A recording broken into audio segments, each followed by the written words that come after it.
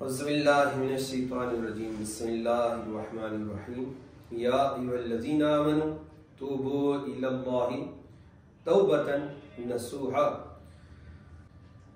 درود شریف پڑھیں، اللہم صلی علی سیدنا محمد وعلی آل سیدنا محمد واصحاب سیدنا ومولانا محمد وبارک وسلم صلی علیہ بحمدہ تعالی۔ اللہ تبارک و تعالی نے رحمتوں والے عشرے کے بعد ہمیں دوسرا عشرہ نصیب فرمایا، اور یہ دوسرا عشرہ ہے مغفرت والا، استغفار والا، توبہ والا، جس میں اللہ رب العزت کی رحمت خاصیہ کو پانے کے بعد ہم اس ماہ مبارکہ میں اللہ تبارک و تعالیٰ کی رضا، خوشنودی، اللہ تبارک و تعالیٰ سے لقاء، اور اس صورت میں دعا کریں گے کہ اللہ تبارک و تعالیٰ ہمارے تمام گناہوں کی مغفرت اور بخشش فرما دے۔ اللہ رب العزت ارشاد فرماتے ہیں، ایمان والو اللہ رب العزت کی طرف توبہ کرو، اور توبہ کون سی ہو؟ توبۃ النصوح ہو، توبہ نصیحت والی توبہ ہو، پکی توبہ ہو، سچی توبہ ہو۔ اب یہاں پہ یہ ہے کہ ہم اللہ تبارک و تعالیٰ کے حضور توبہ تو کرتے ہیں، جیسے استغفر اللہ ربی من کل ذنب۔ حضور صلی اللہ علیہ وآلہ وسلم امت کی تعلیم کے لیے اللہ تبارک و تعالیٰ سے محبت کا اظہار جو استغفار کی صورت میں فرماتے تھے، وہ فرماتے ہیں میں دن میں اللہ رب العزت سے 100 مرتبہ استغفار کرتا ہوں، اور دوسری روایت میں آیا ہے کہ 70 مرتبہ اللہ تبارک و تعالیٰ سے استغفار کرتا ہوں، باوجود اس کے اس کل کائنات کے اندر اللہ تبارک و تعالیٰ کو اگر سب سے زیادہ کوئی محبوب ہے وہ حضور صلی اللہ علیہ وآلہ وسلم کی ذات اقدس ہے، کہ جن کے لیے اللہ تبارک و تعالیٰ نے اس کل کائنات کو تخلیق فرمایا، اور کل کائنات کے لیے آپ کو رحمت للعالمین بنا کر دنیا میں مبعوث فرما دیا۔ تو اب کیا ہوتا ہے کہ استغفار، ہماری توبہ کیا ہوتی ہے کہ ہم نماز پڑھنے آئے، رمضان مبارک میں آئے تو توبہ کر لی، اللہ رب العزت یا دعا مانگتے ہیں میرے گناہوں کو معاف فرما دے، بس یہی توبہ کرتے ہیں۔ مگر کیا ہے غیر رمضان اور اسی طرح بعد نماز کے، روزے کے بعد ہمارے وہ جو توبہ والی کیفیت ہوتی ہے اس کا اظہار ہماری گفتار میں، ہمارے کردار میں، ہمارے اخلاق میں نظر نہیں آتا۔ اسی لیے حضور صلی اللہ علیہ وآلہ وسلم نے ارشاد فرمایا توبۃ النصوح، پوچھا کیا ہے تو ارشاد فرمایا کہ توبۃ النصوح یہ ہے کہ تم ایسی توبہ کرو کہ آئندہ نہ گناہ کرنے کا پختہ عزم اور ارادہ کرو، یہ ہے اصل میں توبہ۔ اور اس کی ایک مثال بھی دے دی، جس طرح دودھ کھیری سے نکل کر کھیری میں داخل نہیں ہو سکتا، دودھ جانور کے تھنوں سے نکل کر تھنوں میں داخل نہیں ہو سکتا، ایسے نہ گناہ کرنے کا جب پختہ عزم ہوگا، پختہ ارادہ ہوگا، اور پھر اللہ تبارک و تعالیٰ کے حضور توبہ کرے گا، اللہ تبارک و تعالیٰ اس کی توبہ کو قبول فرمائیں گے۔ اگر ہونا کہ بس رمضان نے توبہ کر لیا، اس کے بعد پھر رمضان آئے گا توبہ کر لیں گے، پھر عمرہ شریف کر لیں گے تو توبہ کر لیں گے، حج کر لیں گے تو توبہ کر لیں گے، تو یہ ہے وہ شیطانی وسوسہ کہ جو ہمارے لیے جان لیوا اور ہمارے تمام اعمال کو برباد کر سکتے ہیں۔ وہ مولا کائنات حضرت علی رضی اللہ تعالیٰ عنہ جب ایک عرابی کو دیکھا نا تو اسی طرح دعا کر اللہم انی استغفرک واتوب الیک، تو حضرت علی کرم اللہ وجہ الکریم نے ارشاد فرمایا کہ یہ تو جھوٹوں کی توبہ ہے، یہ سچوں کی توبہ نہیں ہے۔ تو سچوں کی توبہ کیا ہے؟ جس میں 6 چیزیں پائی جائیں وہ سچوں کی توبہ ہے۔ تو یہ ہماری اصلاح کے لیے دیکھیں ہم بھی کیسی توبہ کرتے ہیں۔ ارشاد فرمایا سب سے پہلے اپنے جتنے بھی گناہ کر چکا ہے اس گناہ پر نادم ہو، پریشان ہو کہ میرے رب میرے گناہوں کو معاف کر،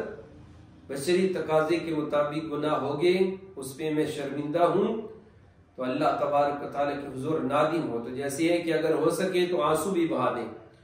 اور اللہ اکبر حدیث مبارکہ ترشح ہے اگر کسی نے مچھر کے پر کے برابر بھی آنسو بہا دیا اللہ تبارک و تعالیٰ جنت کو اس کے لیے واجب فرما دیں گے۔ اس کی تمام گناہوں کو معاف فرما دیں گے۔ اور دوسرا ارشاد فرمایا تو سابقہ گناہوں پر نادم ہو، دوسرا کہ تجھ سے جتنے بھی فرض نمازیں ثابت ہو چکی ہیں، قضا ہو گئی، انہیں ادا کرنے کی نیت کرے۔ تو اس کو ایک کیلکولیشن کر لے انسان کہ مجھ سے زندگی میں کتنی نمازیں قضا ہوئیں، کس برس سے میں نے نمازیں شروع کی۔ اس کا بہترین حل ہے توبہ کا کہ پھر ایک ایک نماز کے ساتھ اپنی ایک ایک قضا نماز کو لوٹاتا رہے۔ پھر اس کے ساتھ اگر کسی سے جھگڑا کیا تو کیا کر، اس سے معافی مانگ،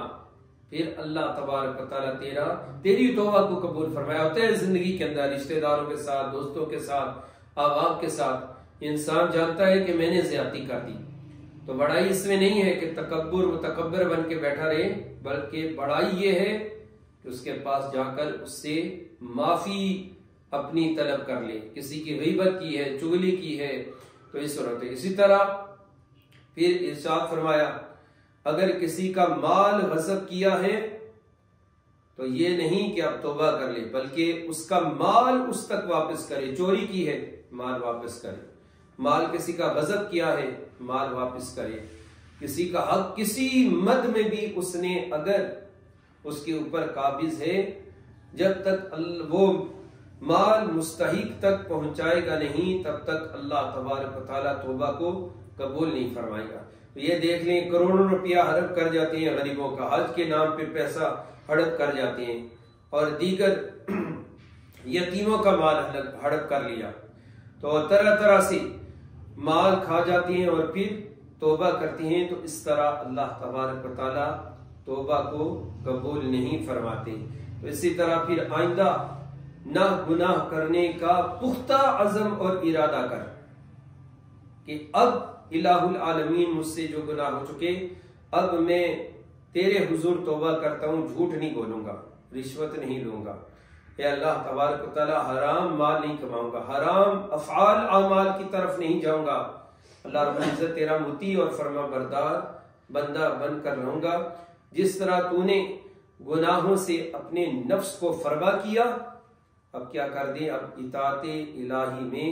اپنے نفس کو گلا دے، اپنے نفس کو پگھلا دے۔ تو جب یہ امور پائے جائیں گے تو پھر اس کا مطلب ہوگا کہ اب اللہ تبارک و تعالیٰ اس کی توبہ کو قبول فرماتے۔ تو رحمتوں بخششوں والا عشرہ جاری و ساری ہے، روزے ہم رکھ رہے ہیں بحمدہ تعالیٰ، اللہ تبارک و تعالیٰ ہمارے روزوں کو قبول فرمائے اور بالخصوص افطاری کے وقت اہتمام فرمائے۔ دعا کا اللہ تبارک و تعالیٰ کے حضور استغفار کریں، توبہ کریں۔ اللہ تبارک و تعالیٰ نے ہمیں بخشش کا، اپنے گناہ معاف کروانے کا یہ عظیم عشرہ مہینہ نصیب فرما دیا ہے، تو بے شک یہ اللہ تبارک و تعالیٰ کی بہت بڑی نعمت ہے۔ ذرا سوچیں کہ ما قبل رمضان کے بعد وہ ہمارے دوست، ہمارے احباب جو اب ہم میں موجود نہیں، مگر ہمیں اللہ تبارک و تعالیٰ نے یہ سانسیں اور موقع دیا ہے کہ ہم اللہ تبارک و تعالیٰ کے حضور اپنی بخشش اس ماہ مبارکہ میں کر سکے۔ عسیٰ ربکم، تو کیا ہوگا، اللہ تبارک و تعالیٰ اللہ رب العزت کے حضور ایمان والوں توبہ کرو، نصیحت والی،